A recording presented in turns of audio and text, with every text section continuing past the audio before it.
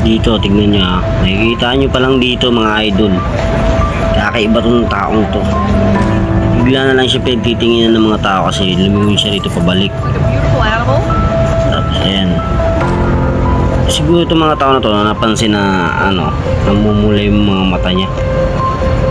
Tapos yun nga, pagdating ng mga taong ito dito sa dulo, sa nagkakamera, siguro sumbong sila sa pulis, no?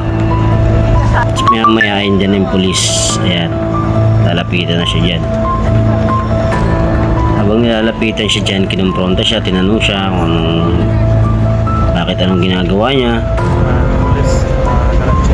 Pagkatapos niyan mga idol, kasi natakot na kasi yung mga tao eh. Alam mo mga idol, naglalabasan na talaga dito yung mga naglalabasan na talaga yung mga kakaibang tao nila lang. Pero tao sila. May mga kapangyarihan, no? Naglalabasan na sila dito sa mundo natin. Kaya totoo talaga, malapit na.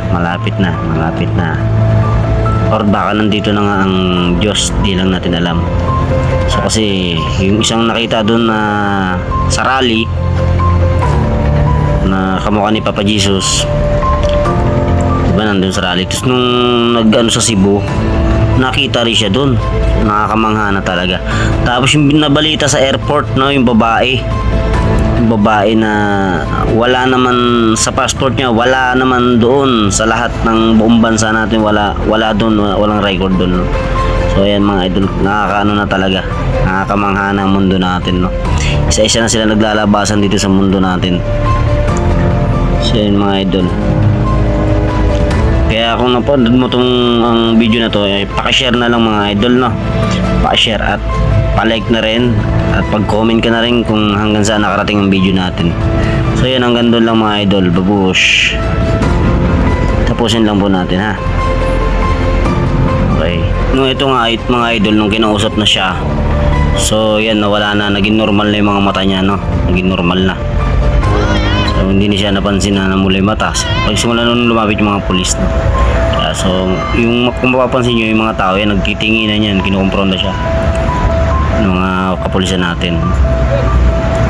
Kinukumpronta siya. So ayan,